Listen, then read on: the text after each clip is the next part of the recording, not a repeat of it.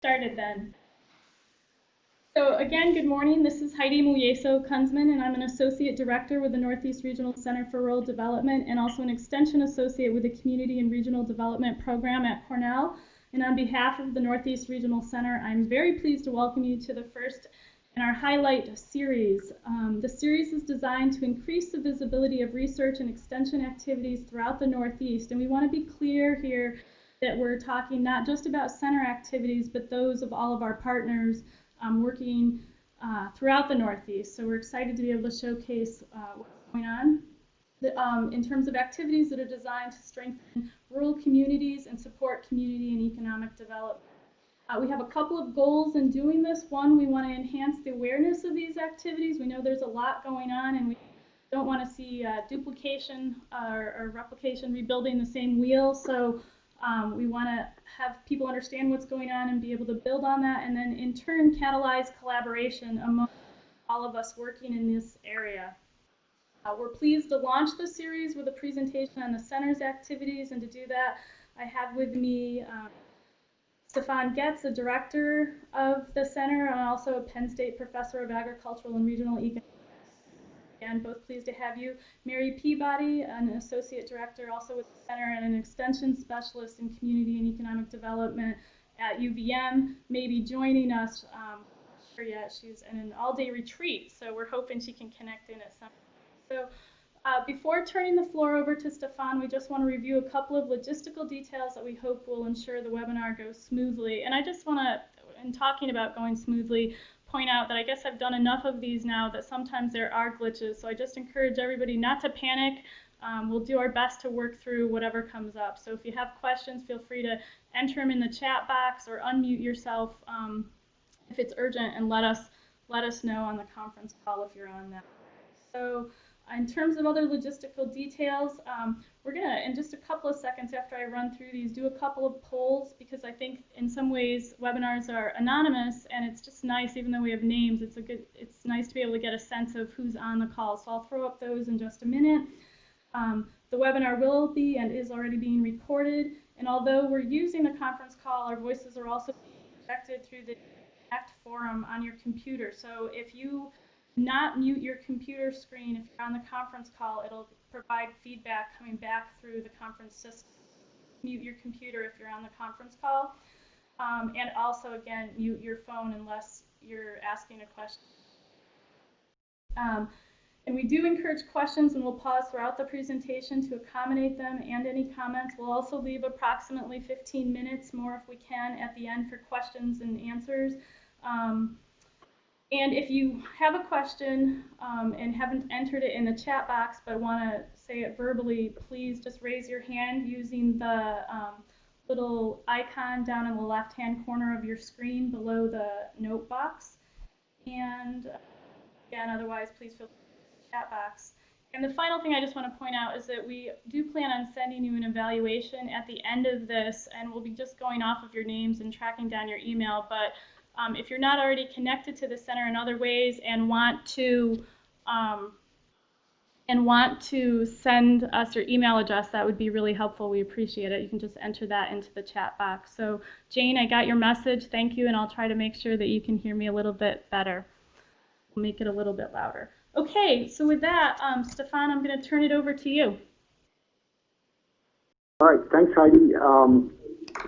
We're delighted to have you all on board. I think I recognize all the names, just about all of you, so thank you so much for joining us. I just want to reiterate what Heidi said, that we're trying to set up a sharing mechanism here. So although we'll be doing most of the presenting today to try and give you a whirlwind overview or a whirlwind tour of what we're doing at the center, we really hope to reverse that in the sense that you also provide feedback and share what you're doing, and we'll also be calling on you individually to make presentations. So we're really exploring this as a medium for greater regional networking, literally. So thank you very much for joining us, and we're just thrilled to have you on board.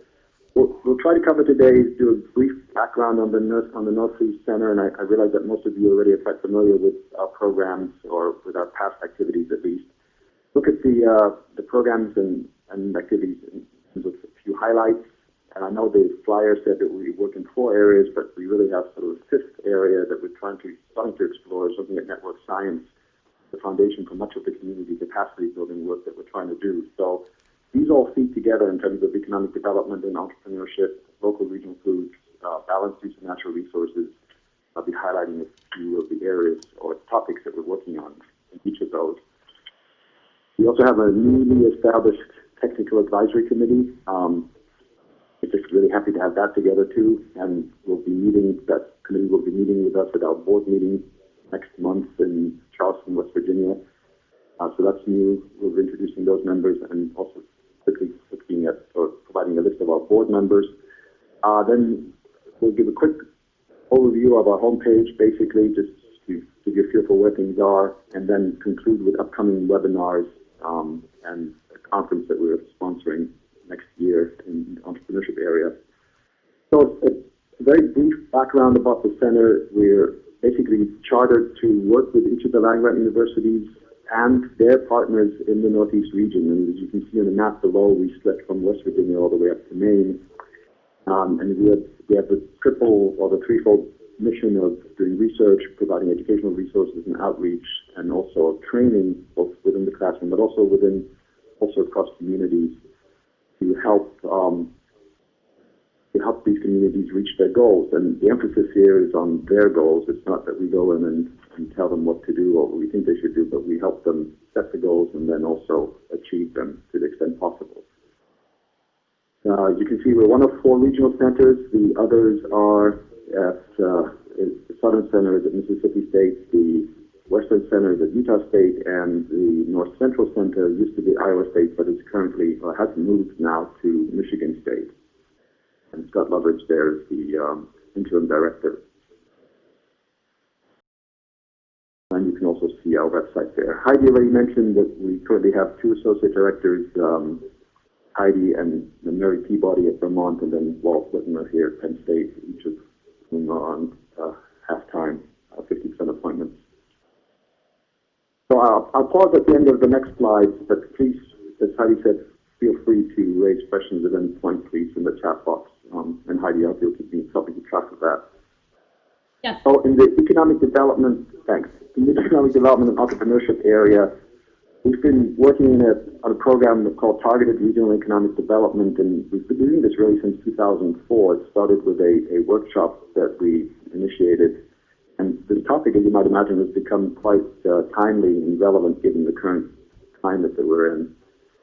It's basically to help communities better target their activities and their resources strategically to accomplish things that are feasible. Often they're chasing after goals that are just not realistic, so we try to help them look at their opportunities more systematically. And as one part of that is we're working with the other 3 centers on a national initiative with USDA Rural Development to help counties basically work together as units rather than pursue grants and activities and projects and so forth individually.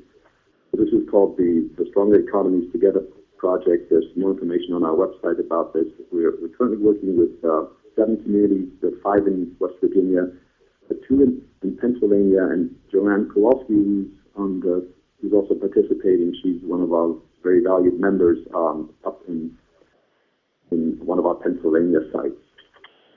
So this is just unfolding, but we're hopeful that if this works, if this pilot project is effective, that we will be able to get more funding down the road to do this in more states. But very much the spirit is here. What's different here is that we have multi-county units working together rather than counties working individually. So there are also 9 other sites across the country. Each of the regional rural development centers is basically working in 2 states at this point to put this on the ground.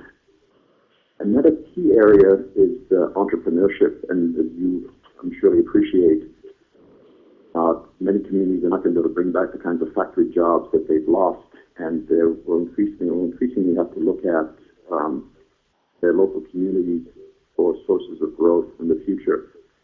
And here we're looking both at what communities can do and also individual level factors that are associated with self-employment. We're also looking at whether local ownership makes a difference. Does it matter if the firm is locally owned or not? And by class, by size of firm. One of our other really important areas, and I'm delighted that Deborah Cantor is on, is the youth entrepreneurship initiative. And I'm thinking, Deborah, I'm hoping that maybe next year we can feature that as one of the speaking events in this series. So another very important ongoing initiative involving youth, especially. We're also looking at the effect of Walmart and how it's revolutionizing the retail sector and beyond, both in food and non-food, and in terms of its impact on communities. So we're trying to provide objective educational materials for communities. They can try to anticipate what the impact will be of a Walmart coming in, both the good and the bad. So our role is objective, providing objective information on this. We also, as another example of the kind of work we do, we collaborate with individuals who are applying for grants, and this is the Agricultural Food Research Initiative out of USDA. It's the new NRI.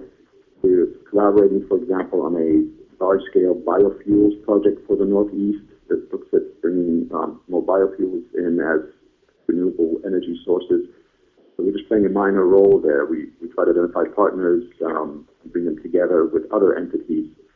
We're also working on an agritourism. We applied for an agritourism grant with one of our collaborators in the state and the Economic Research Services at USDA to look at agritourism development in the Northeast. So again, these are just examples of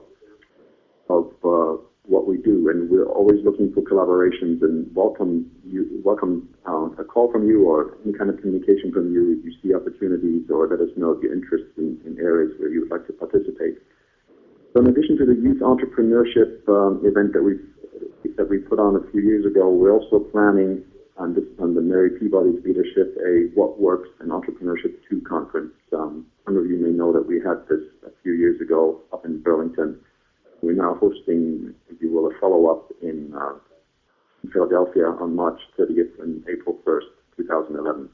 I think the call for papers and proposals just went out, but this will also be in our newsletter announcement. So, Stefan, I'll just add that the call for the proposals is due October 3rd, so there's a quick turnaround in a few weeks. So, and I also just posted the link to that information on our website in the chat box. So if you're interested. Okay. Thanks, Heidi. I see Lisa asked the question about who's funding the Walmart research. It was originally funded, at least the first parts of it was funded actually out of an NRI grant. So that's sort of the history on that. But since then, we've also used some Kaufman Foundation money to look at the impact of Walmart's on self-employment, for example, in communities. So I hope that answers that question. If there are no others. Let's pause just a second. Are there any other questions at this point related to our work in economic development and entrepreneurship?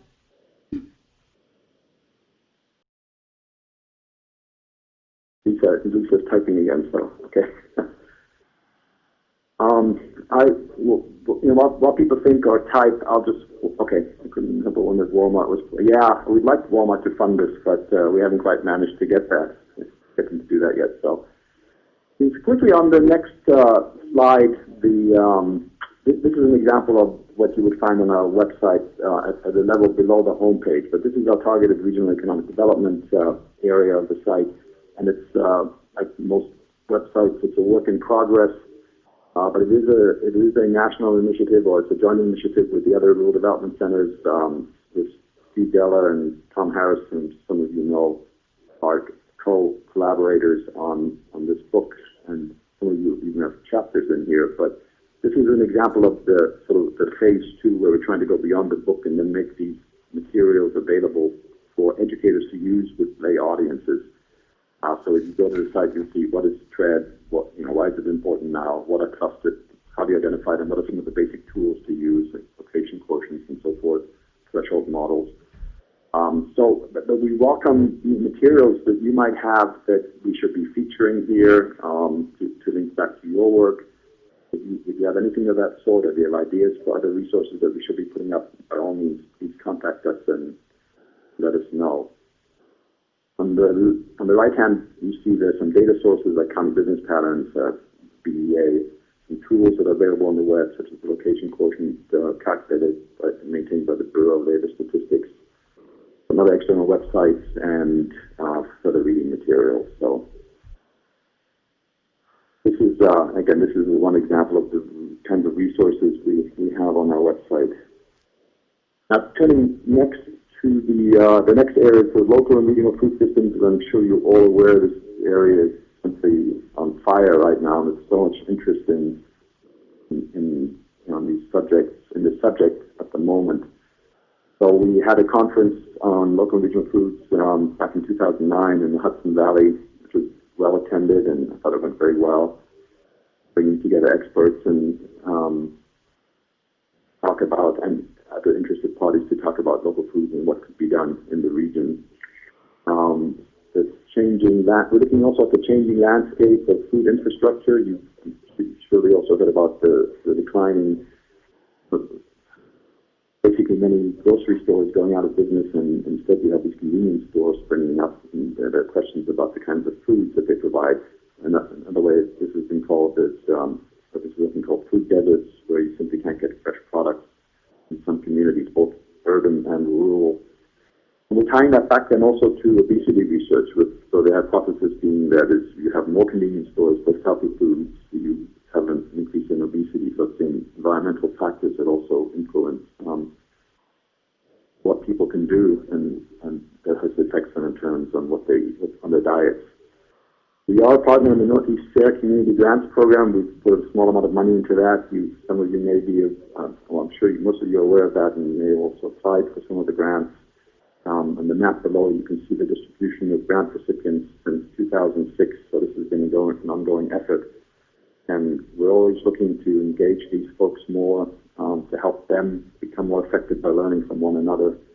That's sort of an ongoing objective, but we also fund individual projects. And again, it's in the spirit of extending beyond just the farm, looking at how do you set up farmers markets, how do you deliver fresh products into the big cities more effectively, and so forth. So we had a webinar series on local foods last year. We're thinking of doing another one. We're not quite sure whether we can, given the other webinars we're putting on. And here's another example of an AFRI grant application that we put in back in June of this year, and this is one that we led, but we had something like 13 partners across the Northeast. It was in the global food security area. Some of you may have seen, but we're looking at the question of how can you use local and regional food systems to increase the supply of fresh foods to underserved communities in the cities. So this is looking at value chains and how do you bring them to scale, how do you make them more cost effective, and so forth. Again, there's a range here of what we try to do. In some areas we provide leadership, in other areas we provide support, and we're always open to talking with individuals about ideas for submitting grant applications. This is really one of our mandates is also to bring in resources into the region for you to use to do your work. So, any questions?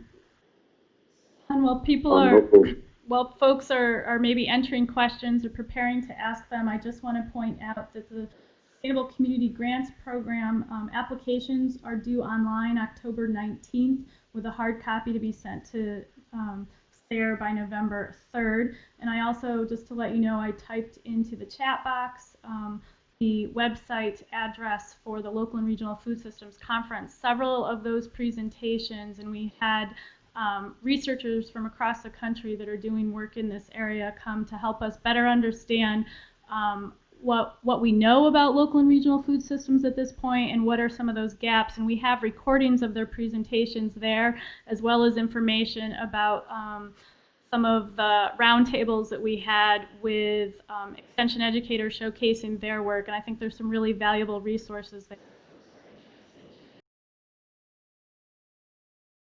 Thank you, Heidi. Yep. Very good. Okay, as an example of the kind of work we're doing here is looking at here the change in supermarkets and other grocery stores. between 1998 and 2008, and you can see there's a very colorful pattern. But there are many reds, which means that these counties lost a relatively large proportion of supermarkets and grocery stores, the kinds of stores you would associate it with fresh products. And often these have been replaced not just by convenience stores, but also by buys and fast food outlets. So again, we're looking at this in the context of trying to understand changes in obesity, but also this steamroller called Walmart that's coming across the country, and that's frankly sucking up much of the research or the retail activity in surrounding communities and concentrating it in those counties where they're located, making food access more difficult in the process. So again, this is another example of the kind of work we're trying to do in the Northeast. If there are no questions, turning then to this third area, the balanced use of natural resources. Those of you who live in New York, Pennsylvania, Maryland, and West Virginia are no doubt aware of the Marcellus Shale natural gas development. Keenly aware of this. This is an incredible opportunity, but it's also fraught with enormous challenges because of the environmental impacts, for example. So we're starting to become more involved in this. One of our Sept project sites, the one that Joanne Kowalski is involved with, has this really at the very heart of this development, this boom. So we're interested in helping these communities sort through what kinds of opportunities can arise with these, with this kind of a shale development, but also how do you stay on top of the complex within the communities. And then this land use and environmental policy book is an edited volume that we prepared after our 2007 International Transatlantic Land Use Conference. Again, an example of what we do, that we try to bring people together to talk about important emerging topics, but we also compile them in the form of books so that they can be read afterwards. We have a small partner grant. Again, here we're playing a minor role with West Virginia University taking the lead, the Regional Research Institute, and a group down there called Downstream Technologies, the private partner sector. We have an Appalachian Regional Commission grant to look at water quality as an asset. This is an interesting area, and in my perspective, looking at how do you value water quality, whether it's for recreational uses, whether it's for agricultural uses, or direct consumption. And so again, an example of a partnership that we're trying to foster across the region. The last one here is a cooperative agreement we have with USDA to look at the food system, basically the county-to-county transfers and flows of agricultural and other products, and the associated energy flows and carbon emissions. So this, we're hoping to be able to shed some light on climate change questions, for example. This is also in the larger context of assuring food security for the major cities, looking at sort of the production places where most of the production takes place, and then also estimating where most of the consumption occurs in the context of food system vulnerability, for example. So that's balanced use of natural resources. If there are no questions, one thing I might point you to is this report that a consultant did for us, Jeffrey Jackwood, who's actually a grad student at Cornell now, but this is an objective or a science-based report on the anticipated impact of natural shale development, and it's been widely used in New York and in other places as a basic reference document, because essentially there has not been that much work in this area, at least for natural gas in the Northeast.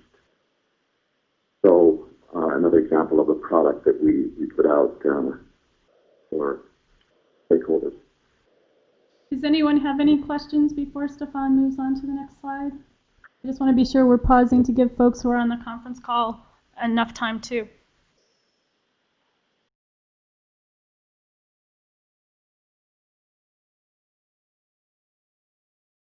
Okay, if not, thanks for that reminder, Heidi. Here's our fourth area, the community capacity building. And you want to say a few things about this, Heidi? Sure. One of the things that we just submitted a pre-proposal to e-extension's call for proposals for new community of practices, and we submitted one to support community capacity building. Invited to submit a full proposal and are working on that. It's due October 1st. I just want to let you folks know that we're recruiting members nationally. If you're interested, please let us know. Really, the purpose of this community of practice is to develop shared tools and resources, support one another as extension educators, and also to support other practitioners in their capacity building work. So if you're interested in sharing some of the work that you've done, tools and resources related to community capacity building, or want to help develop more and work in partnership with others working in this area across the country, please get a hold of us. I've got email down in that note box, but contact us anyway at the center and let us know. We'd be happy to have you join us. A second thing that we at the Northeast Regional Center are now providing leadership for, but again, working with partners in the other regional rural development centers and others, extension educators and faculty across the country, is the Foundations of Practice series. Some of you may be familiar with this. It's been in various forms since 2005, but we are offering the first level again this October and November. There's still time to register, and I'll plug that in just a second, the site, but it's really a basic, this particularly level 1, it's a 7 or 8 session online course in which instructors give you kind of the basic overview of what community and economic development is about. And one of the things that I think is really important to keep in mind about this is the way we look at folks doing community and economic development. I think many of us are doing it, whether or not we have that in our title. Those of us that are working in agriculture, youth, natural resources, nutrition, we are building the capacity of communities to achieve those goals in those areas. And so this course is designed for everybody who's working with communities. So if you want more information about that, again, I'll put that website up in minutes. There is a level 2 I'll just mention, and a level 3. We're trying to develop that a little bit further this year. Level 2 is really focused on process skills, and level 3 is more focused on the types of strategies and even process, but going into more depth into those topics. The other thing I didn't mention is, in addition to being a webinar series, we're using Moodle to further the conversation in between the webinars. So that's something new that we're adding to it and are excited about this year.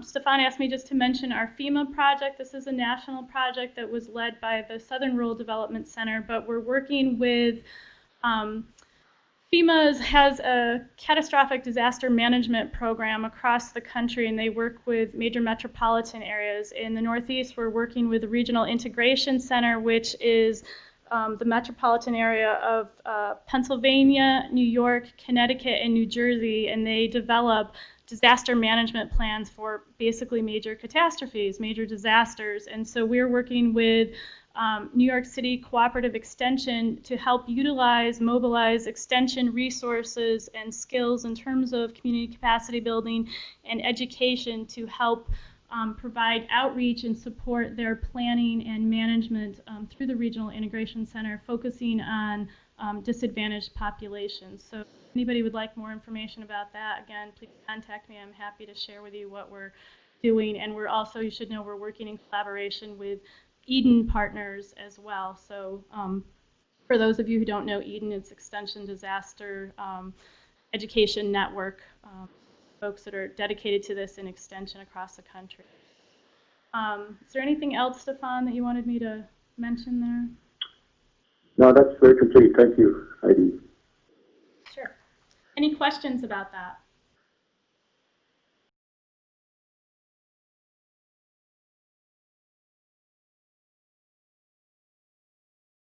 Okay. If not, getting to our last area here, looking sort of at this emerging body of knowledge of network science as a foundation of understanding how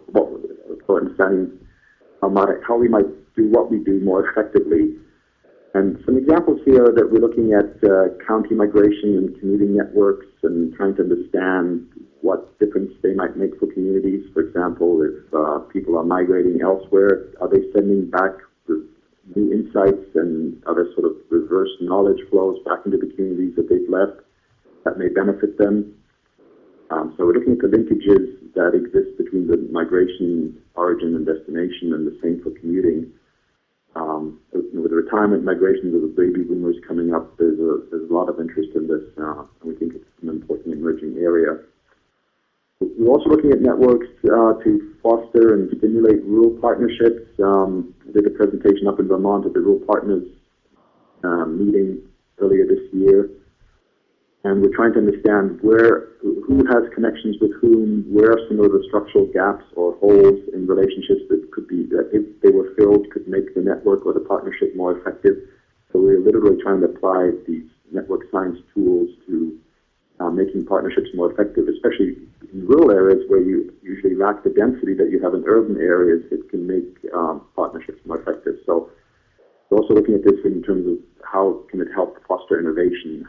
How can you bring new ideas into an existing network, for example, that might make it more effective or solve some problems that it can't solve on its own. One of the venues where we applied this was at our local foods conference. For those of you who were there, we asked you beforehand, who did you know from among the participants, with whom have you had contacts, and then we also asked people afterwards. So after the conference, what new relationships did you form? So there we were literally able to monitor and document at that event the kinds of networks that were put in place. As you know, these workshops and conferences already are often put up as networking events, so that's how they're built and that's how they're advertised. But we now have tools to really measure effectively what networks were formed. And we think we can use that over time to evaluate different conferences. And as we learn more about how this is done, we can then make the conference more effective. One of the interesting findings here, for example, is that the people who have more networks going into the conference tended to not get as much out of it as those who went in with less previous contacts. So.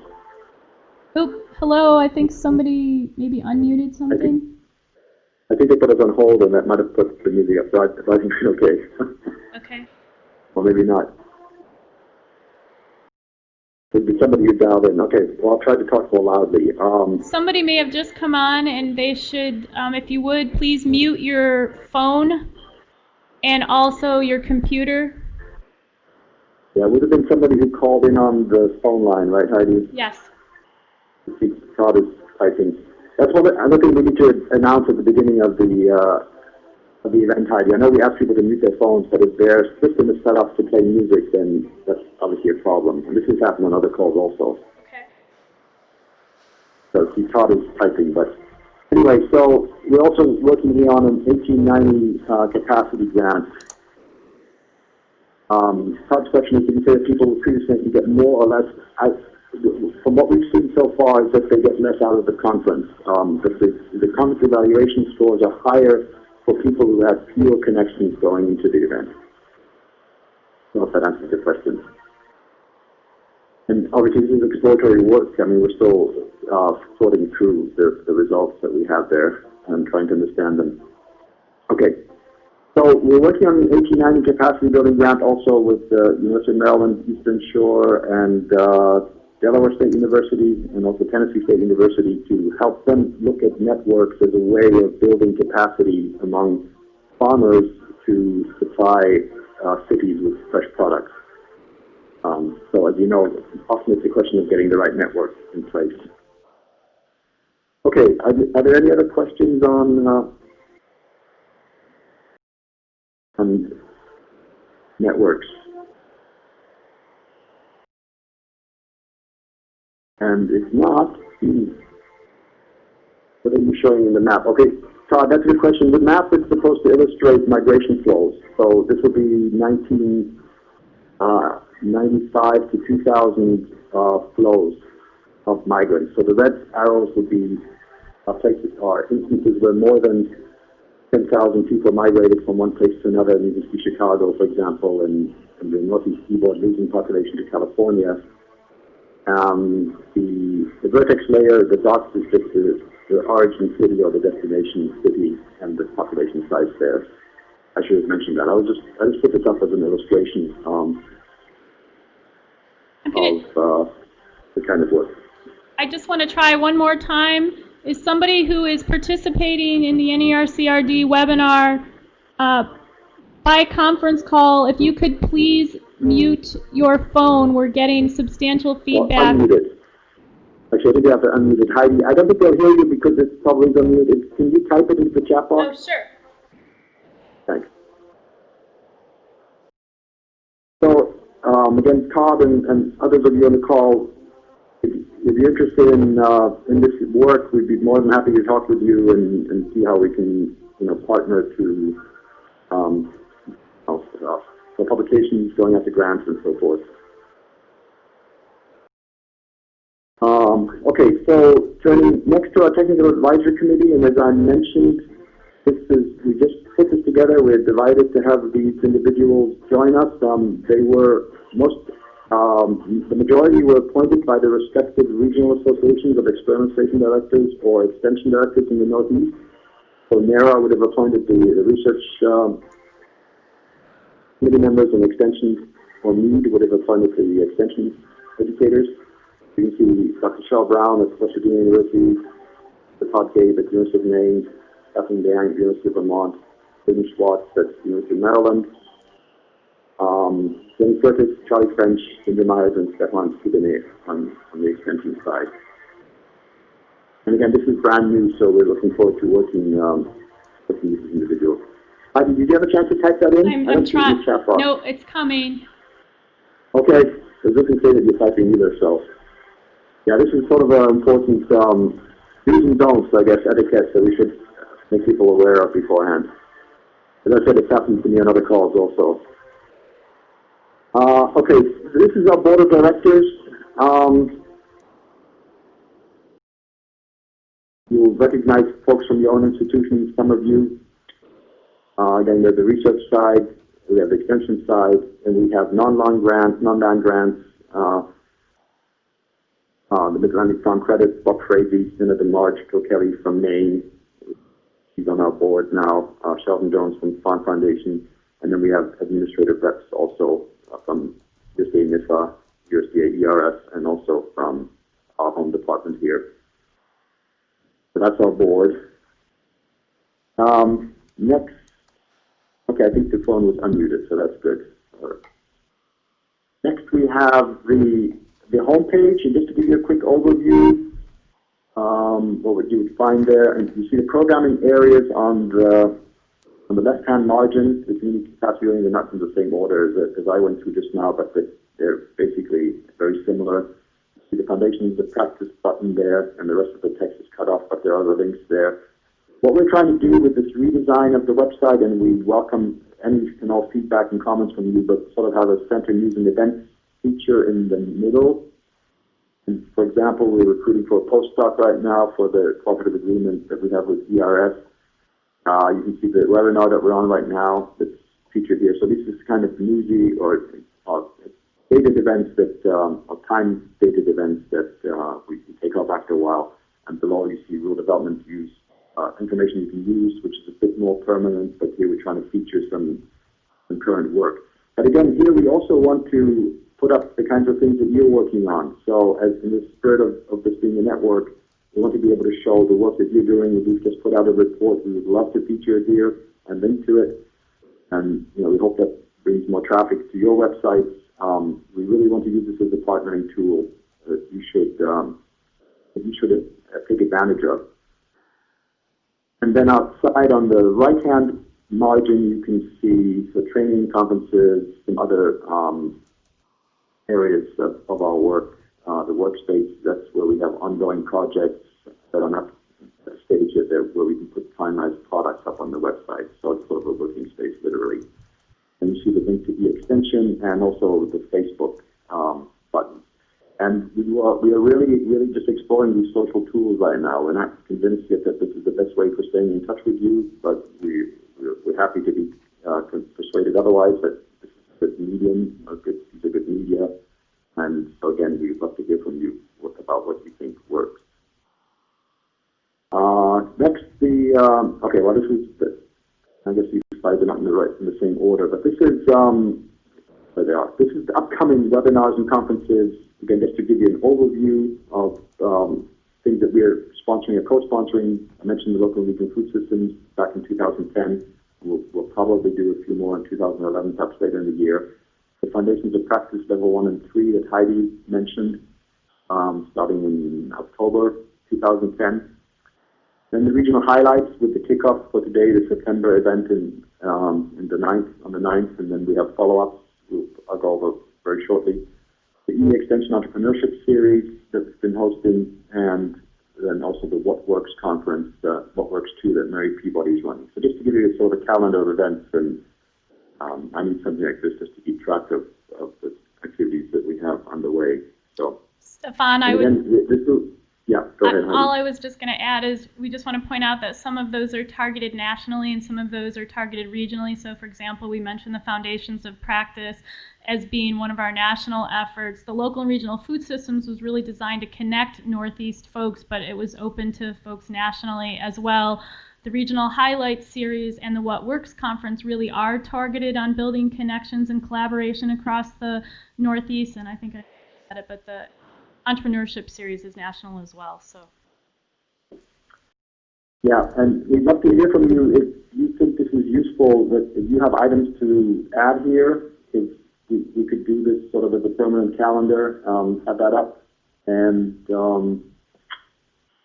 for you to share your work to the extent that it's relevant to the region. So again, please let us know. So what are some other ways that we can engage one another with one another? And we're asking you here, what is the most effective way of doing this? Do you think a blog would work? Would you write things there? Would you read it?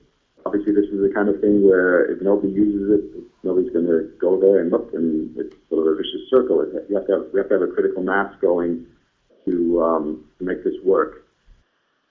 Then is Facebook something that'll be effective, Ning or any other social network forum? What about listservs? Should we have them targeted by sub-region, by topic, general purpose? Conferences, obviously we're doing those already, and we can do about one a year. But conference calls could supplement that, or to be a way of staying in touch between conferences. Webinars, obviously this is the first pilot that we're trying out, but we're interested in exploring that further. So are there any immediate reactions to this, or any thoughts or other experiences you may have had that you think we should look at or should pursue?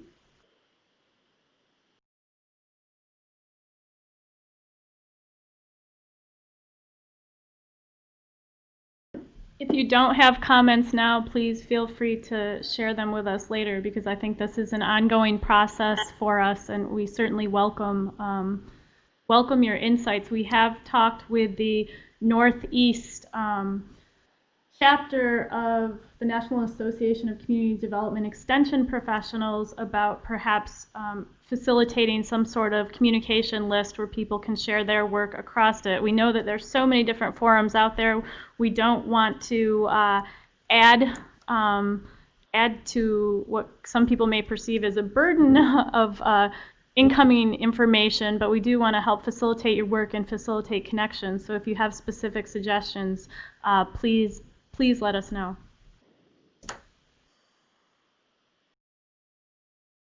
Great. So that's basically it. But as we turn it over to questions, please feel free to either post them on the chat box or on the phone. But before everybody gets off, I also want to make sure that you're aware of our upcoming webinars. And you can see the ones scheduled for the fall: Charlie French, Kathleen Yang, and Stefan Toubini. And I understand we've already been twisting Jim McConnell and Todd Gates' arms to do a webinar on their very interesting work in Maine on entrepreneurship and related topics in the spring. So we'd be very pleased to feature your work here and the means of sharing activities in the Northeast. And while you're contemplating questions, I'm going to throw up those pods that I had intended to throw up at the beginning and then just got sidetracked. So let me throw those up, the polls, and you can fill those out if you'd like and give us a sense of who's on today. Yeah, I was trying to figure out where I fit exactly, Heidi, so it disappeared earlier. It should be coming up right now. Yeah, it's compiling it live, so to speak. It's the For some reason, watch. there Good. we go. Oh, good. You have other polls? We have one other one. I'll leave this one up for just a second. Okay. And I can pull that one up too if anybody else wants to share. And then we just are after focus areas. And we may have missed some, so I apologize for that. See if that's coming up. We'll move that over just a bit. Maybe. Sorry about that. I'm not sure why my machine is going so slow. So here's the focus area. Yeah, it's up. Great. And I did distinguish between community and economic development, as well as, because I know we have some that do both, but some that are more specifically related to one or the other. So, so they're, whoops, hopefully both where you can see them.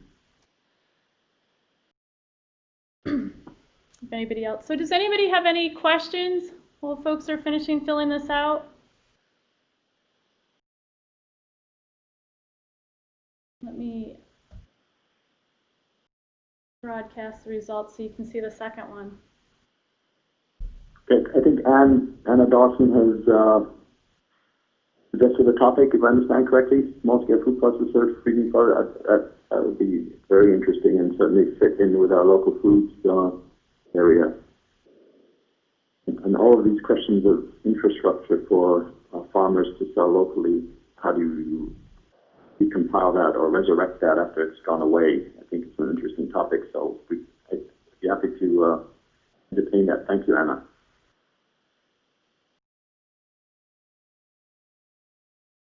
Are there, if not something that you want to share, is there any topics in the community and economic development arena, rural development arena that you would like us to try to recruit somebody in the Northeast to cover that you're curious about and would like to know more about the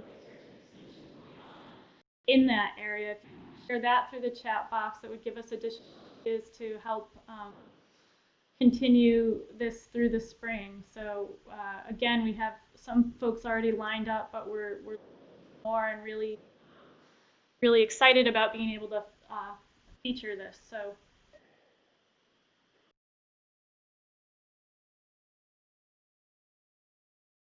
okay, I'm going to close the polls. Okay, we recruited 2 new Facebook members, which is great. Thank you. And but you should feel free to post things that way too. And again, we need to explore how best to use that. But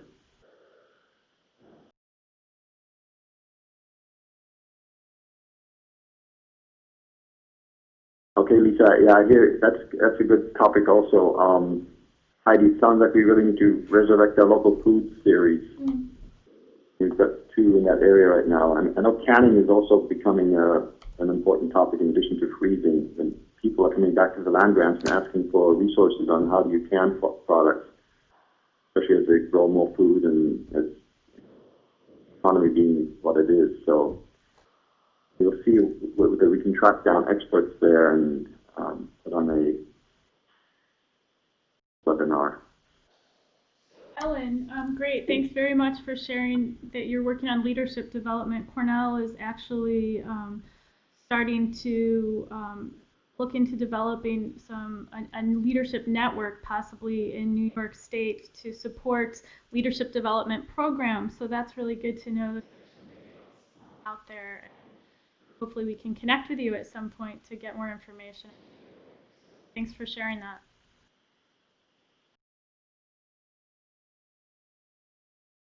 Okay, so while we're waiting maybe for more comments or additional questions, I'm just going to share some closing comments. So again, on behalf of Stefan and myself and Mary and all of the center staff, we just want to thank you again for joining us today. Again, remind you that we'll be back next month and the second Friday of every month throughout the academic year. John mentioned Charlie's up next on October 8th. And really, I think that's it. We just wanted to emphasize, appreciate the work that you're doing out there, are anxious to share it and to further some collaborations throughout the region on the great work that's happening. So thank you very, very much for joining us today. And if there are no other questions or comments, we'll close the webinar. Have a great day. Yeah, thanks, Heidi. Thanks.